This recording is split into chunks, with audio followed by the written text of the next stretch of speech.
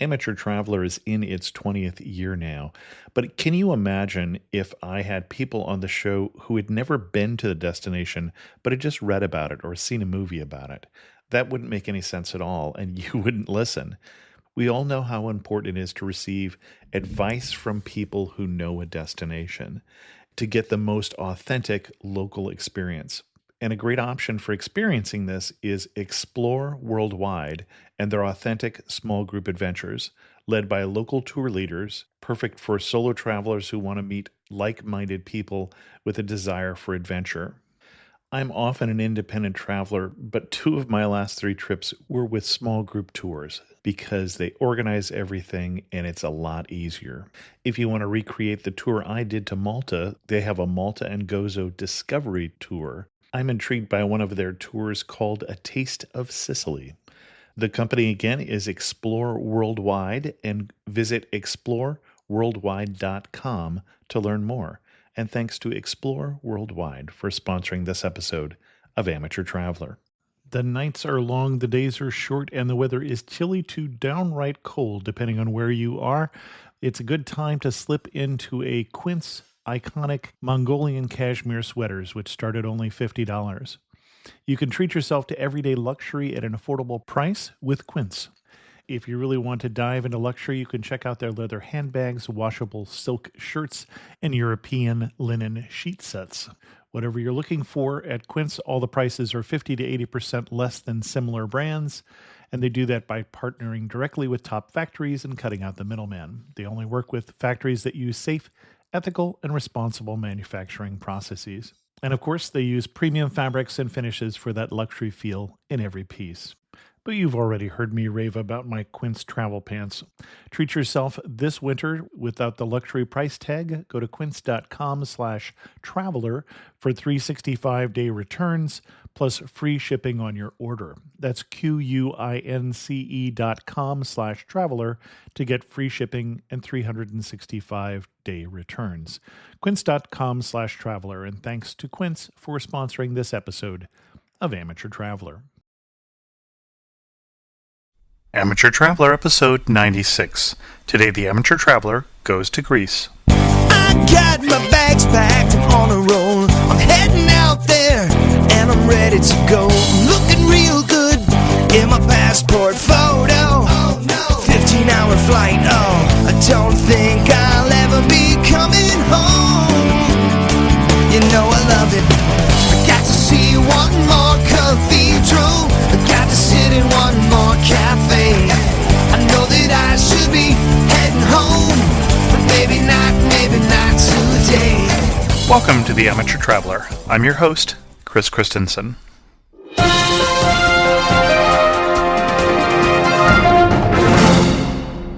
In the first news story, according to a story coming from Reuters, based on a survey of hoteliers across Europe, the best tourists in the world are the Japanese, followed by the Americans and then the Swiss.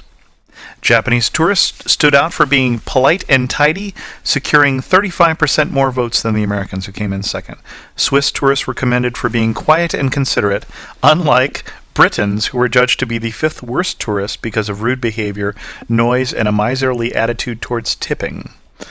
But despite their faults, hoteliers do look favorably upon British spending habits, voting them the third biggest holiday spenders after the Americans and the Russians.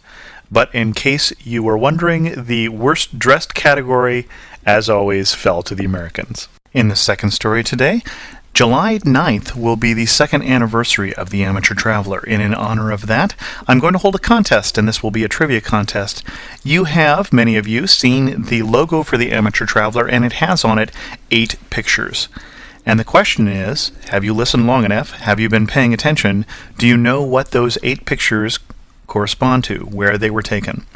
Send an email to host@amateurtraveler.com for where you think each of those 8 pictures were taken. And yes, I know they were taken on Earth, and even Europe is not good enough. I'm looking for more specific information. and send that by July 9th. And after that date, I will pick a winner, and the winner of the trivia contest will win both Fame and Glory, as well as one of the new travel posters that I have on my online store. Links to the contest will be on the show notes at amateurtraveler.com, and also links to the store so you can take a look at the travel posters and also a larger version of the logo to give you a little better chance of identifying the pictures. I'd like to welcome on the show Alf Meyer. Alf is talking to us from Greece and has come on the show to talk to us about Greece. Alf, welcome to the show. Thank you for having me. Hi there, everybody. Now, you are living in Greece, and I think we talked a little bit offline. You're not originally from Greece, though. No, Could you give us a little bit of your background? Okay, I was born in Düsseldorf, Germany, many years back, but I didn't grow up in Germany. I grew up in Spain, in the northwest of Spain, a place called Galicia. Oh, sure. Mm-hmm. The only place in Spain where it rains 300 days a year. And how did you get to Greece? Well, that's a long story. One day, my wife came home from work and said, "Hey, Alf, you know something about windmills, don't you?" I said, "Yeah, I built one many years back for an amateur radio repeater." And she said, "Okay, I have a colleague at work who's working for a charity, and they don't have any electricity in this children's village. So why can't you talk to them and see if you can build a windmill?" Well, to cut this long story short, I went to build a windmill and I didn't want to go home again. I think I told you that we had a show that was on the Greek Isles just a couple weeks back, and it's a similar story of a couple that was passing through the Greek Isles, and they were planning on being there for 3 days, and they stayed for 35 years. What is it about Greece that captured you? Well, see, I don't think that Greece is captivating for everybody, but if you ask me, it's the weather. It's the way of life, it's a laid-back way of life. The only time when Greeks get hectic is in the summer when the tourists come. The rest of the time, this is a very relaxing atmosphere, and that really captivated me.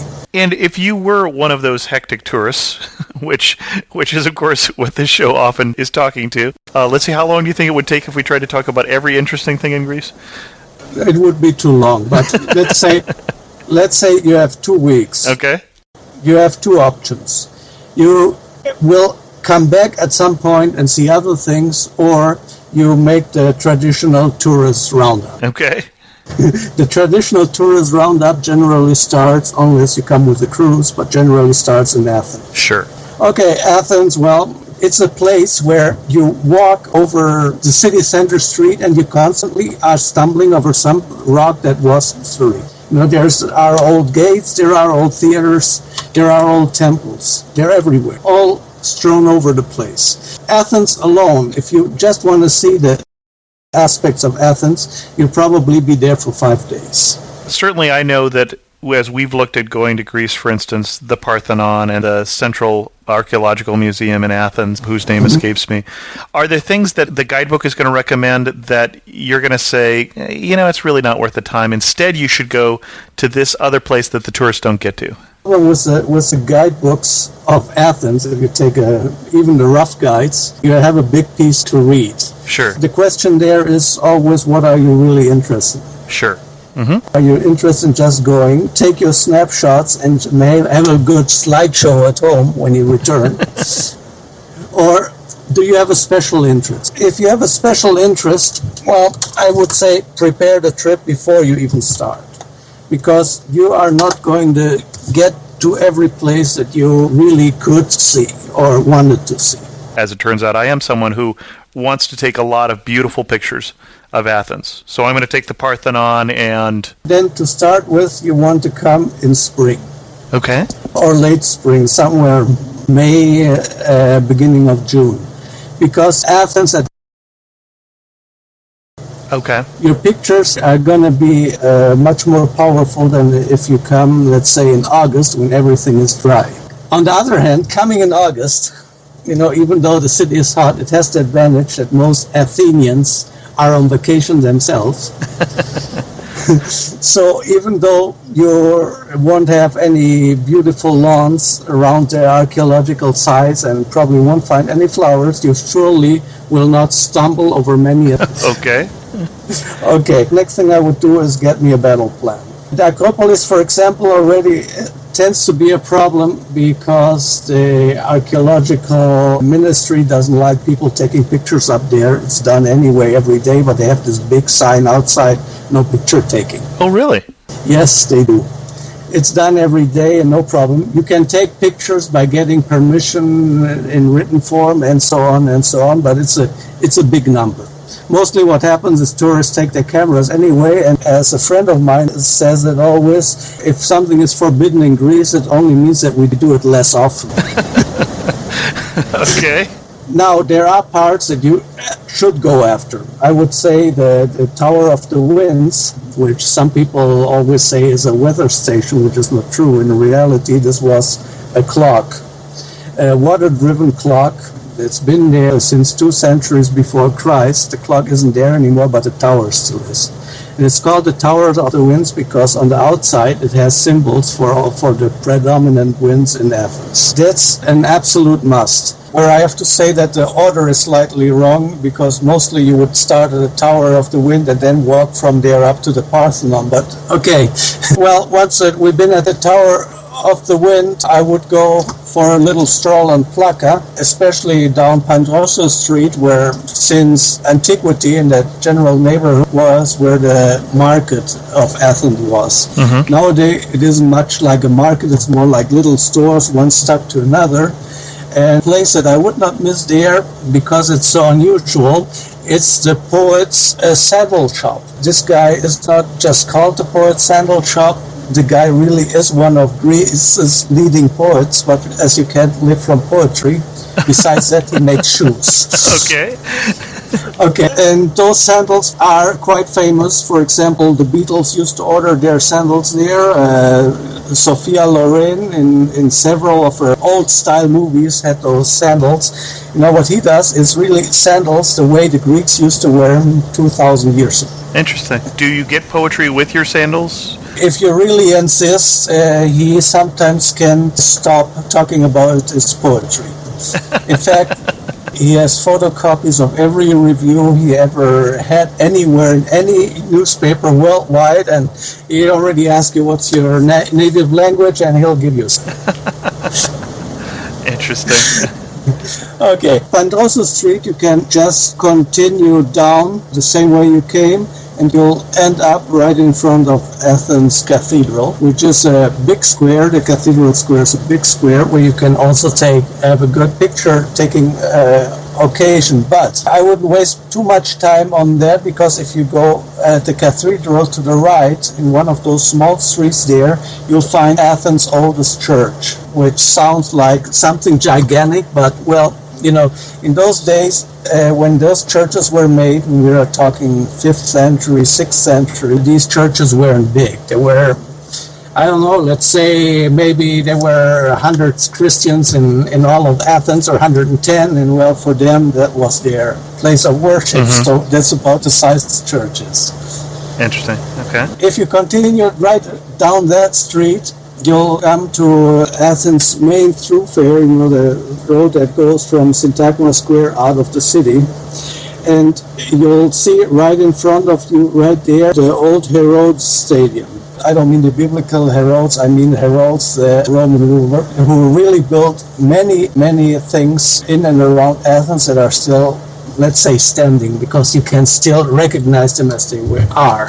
Uh-huh. From there, just go to the right, uphill again, and you'll come to his theater, which is very interesting because besides drama, it's one of the few that are preserved in a, let's say, functional state. I should say sometimes there are even shows there. And what you can see is that even in those days, there were always the seats for people like you and me, which was more or less a slab of rock, and people who were slightly richer, who had a slab of rock built like a chair. Oh, okay. Interesting.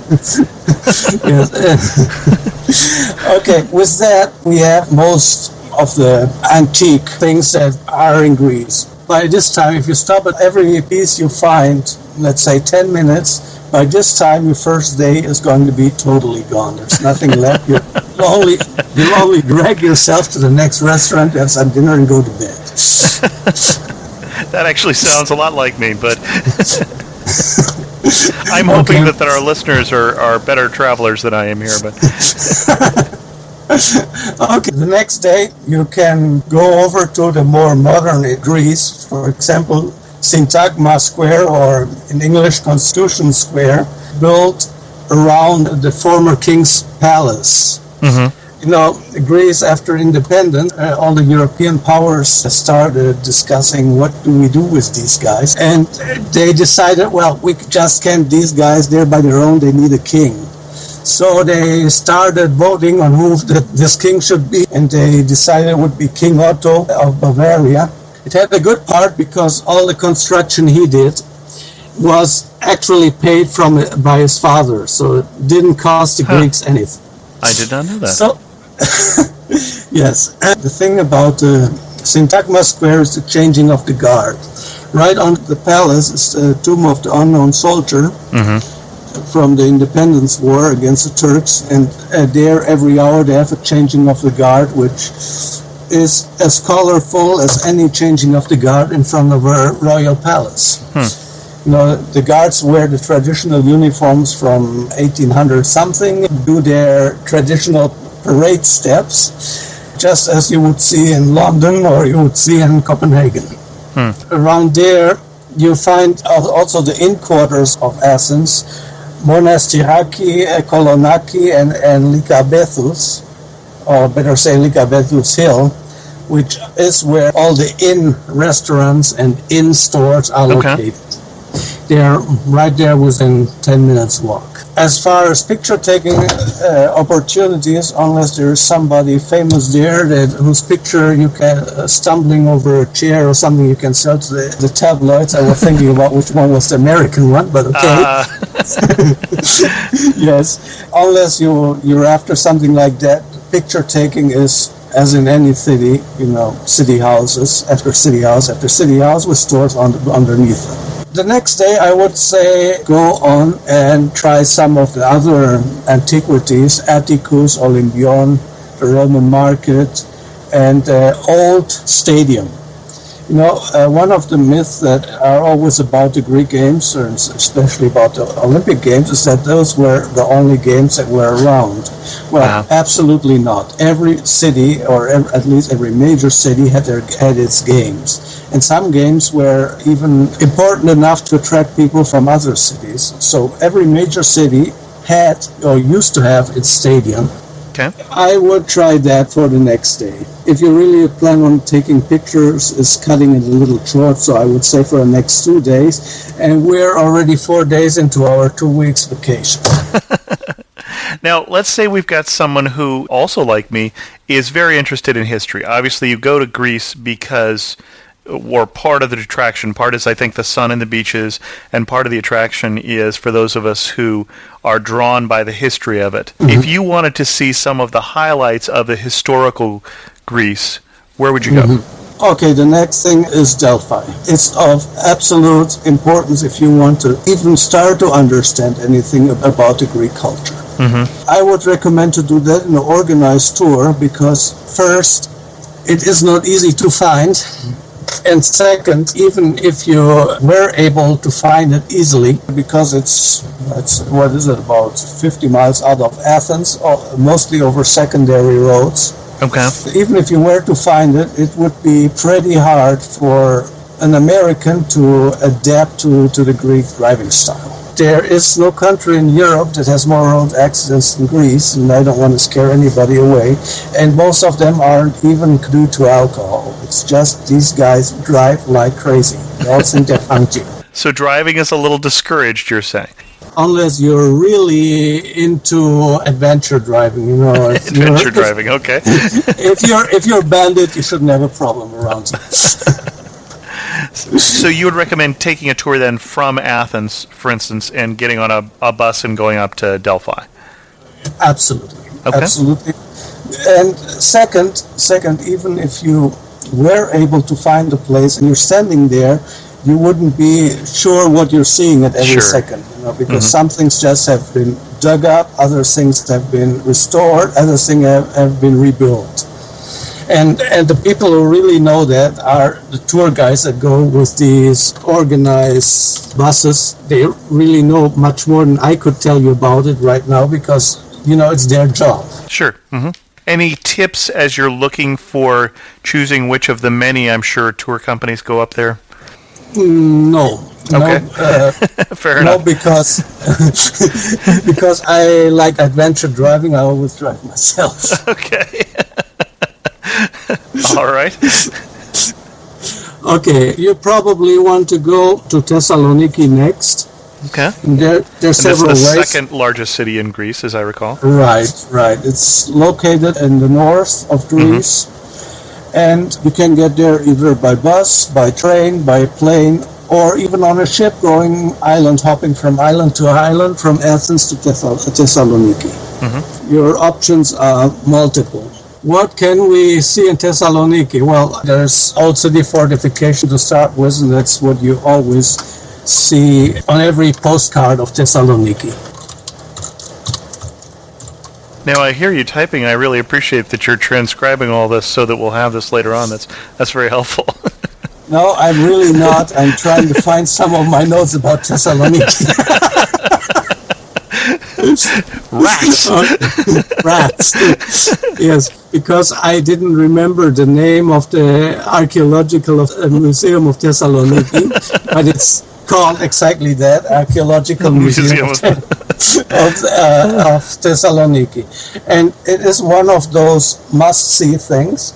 For example, one of the only complete statues of Augustus, somebody who's interested in history that exists in the world, is precisely in this museum. Oh, really? Interesting. Caesar Augustus we're talking about. Yes, himself, the second emperor of Rome. Besides that, it has almost everything of value that's been ever found in the north of Greece in it. The thing is, it's big. It's really big, and you should at least plan a day just for the museum. Oh, wow. Okay. Probably you can walk through it in 10 minutes or in 15 minutes, but, you probably wouldn't have gotten anything out of it. Uh-huh. It's like this famous tour of the Louvre. Yeah, ladies and gentlemen, this is the Louvre. You got 10 minutes time. The Mona Lisa is on the third floor. Yeah. I think I've done that tour, actually.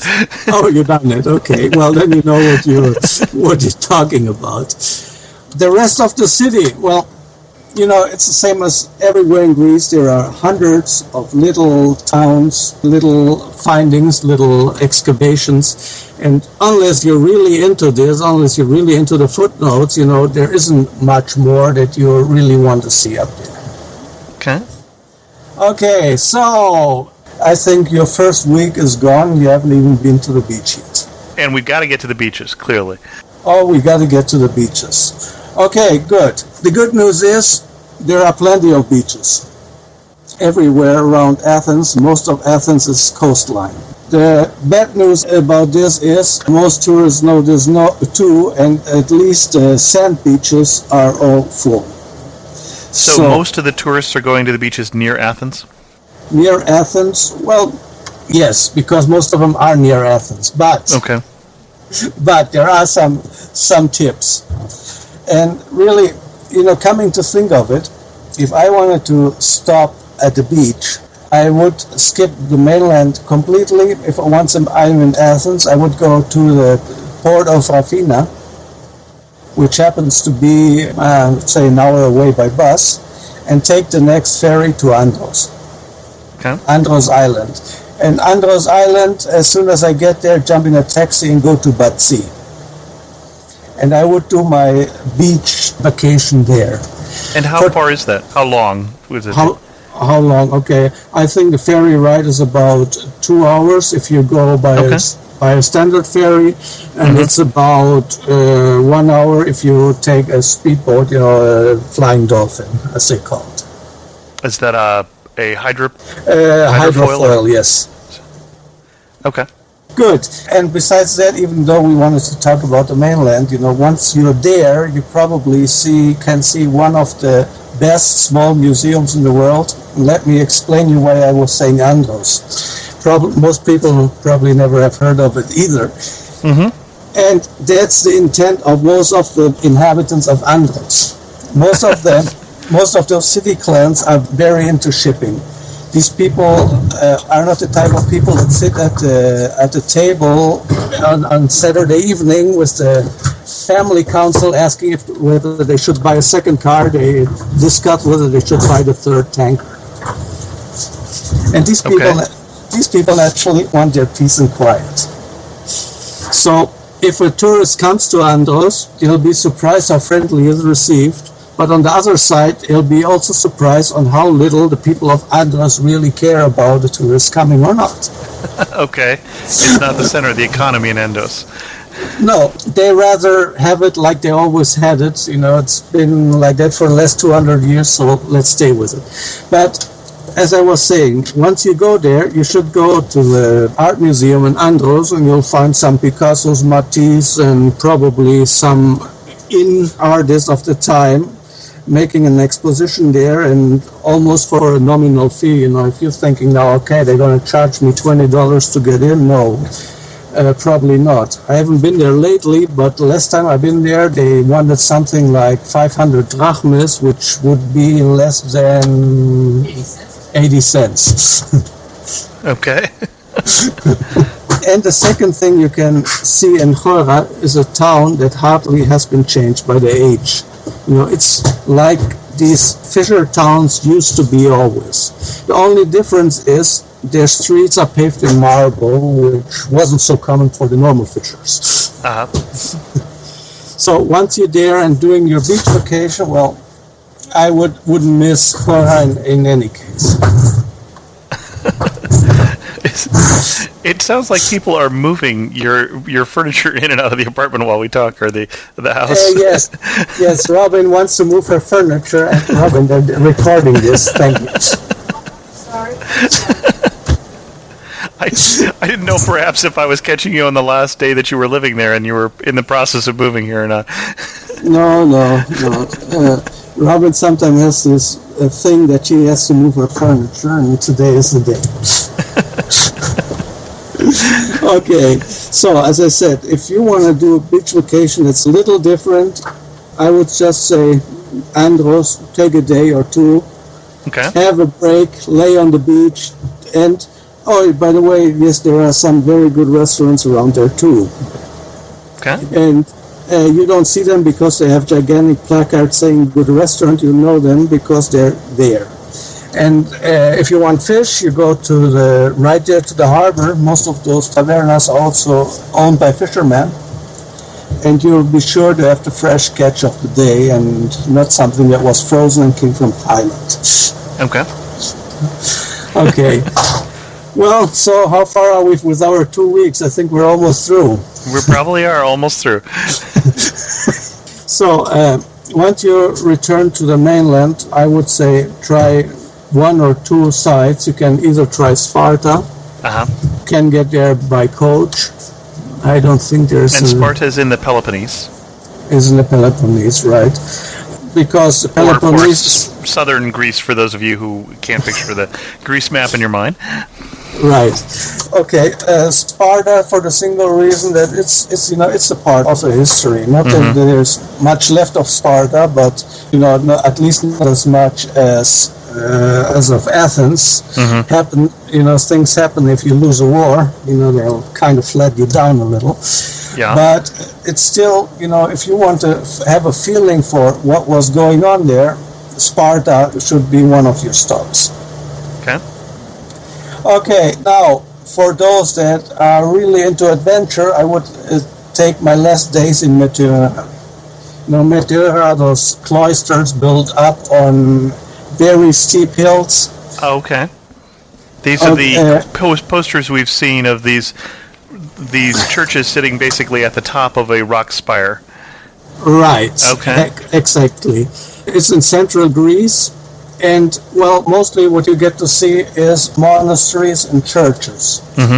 Some monasteries are not accessible, but some others, especially those that don't have many monks anymore, still are. I think there's even 1 or 2 monasteries that are open for visitors, so you can stay there overnight. Oh, okay. Interesting.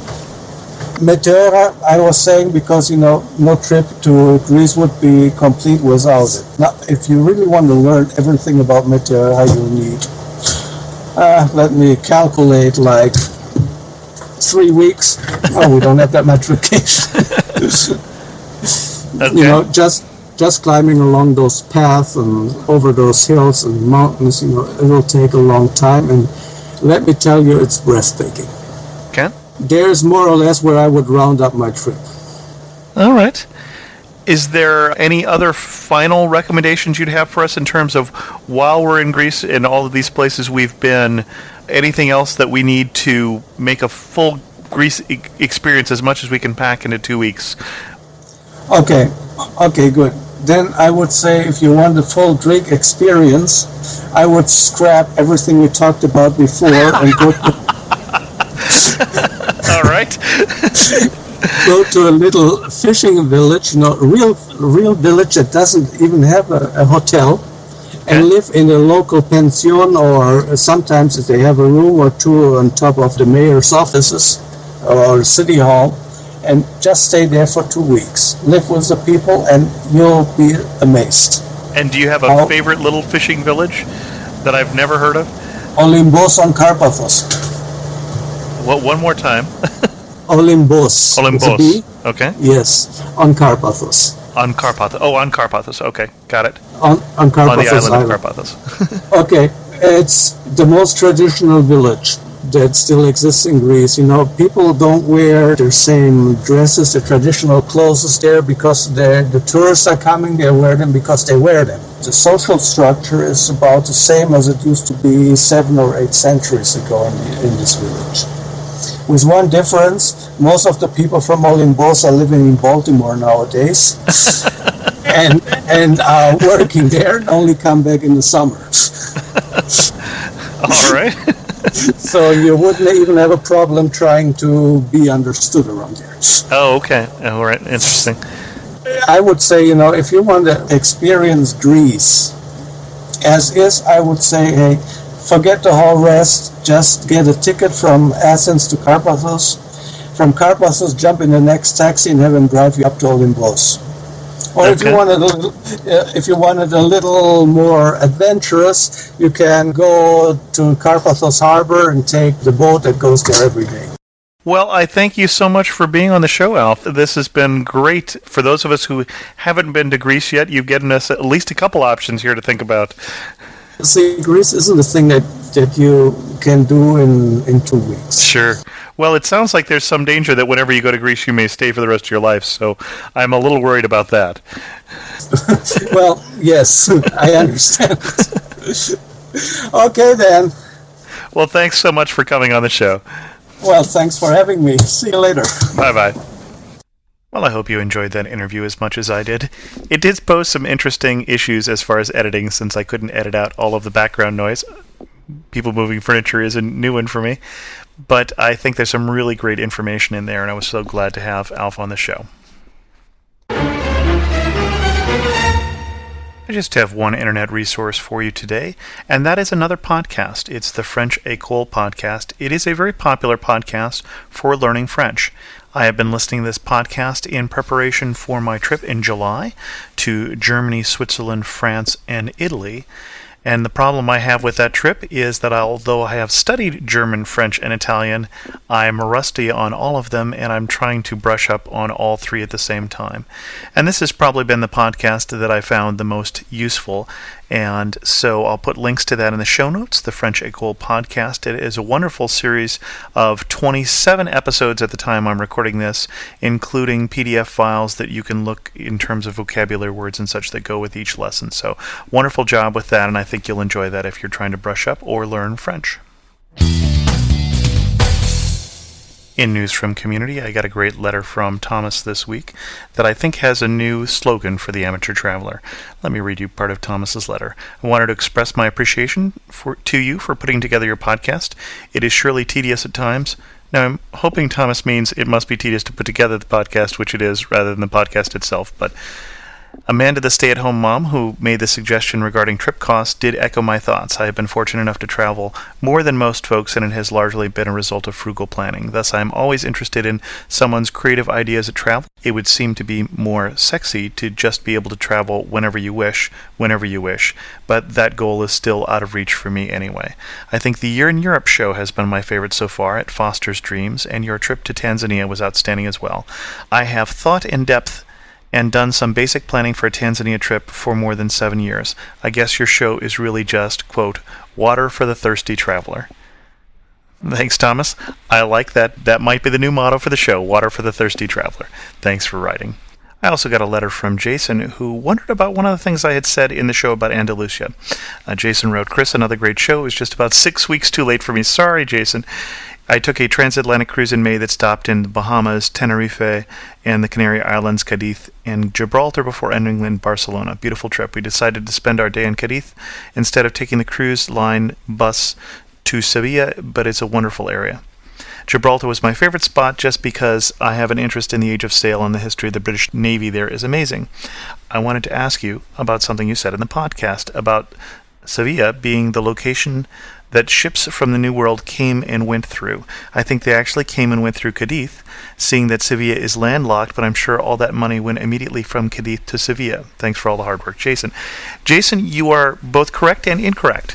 The second voyage of Columbus, for instance, did sail from Cadiz, but Sevilla does have a port, and I will put a link to prove it in the show notes to the port of Sevilla, which includes a history of the port of Sevilla. And one of the things that it says in here is Sevilla had two clear advantages when it came to formalizing the trade monopoly. The first was its magnificent geographical inland position. It's up a river, as it turns out, from the coast, as the terminal of a waterway which made any military attempts impossible. Trade was somewhat wary of Cadiz, even though it was apparently better suited to capture colonial traffic, because it is on the coast.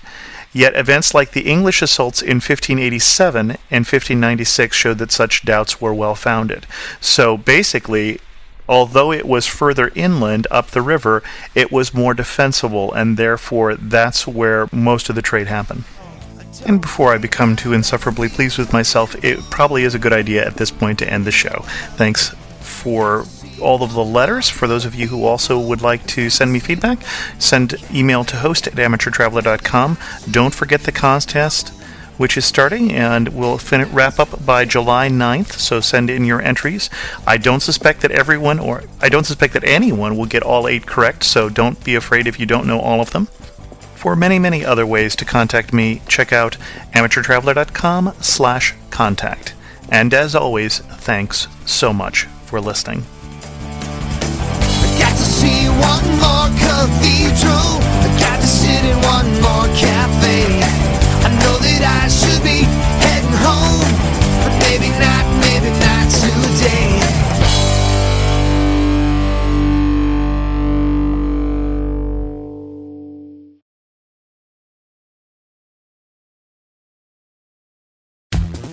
The best and the brightest, served up daily by the sharpest minds in content delivery, Podshow and Limelight.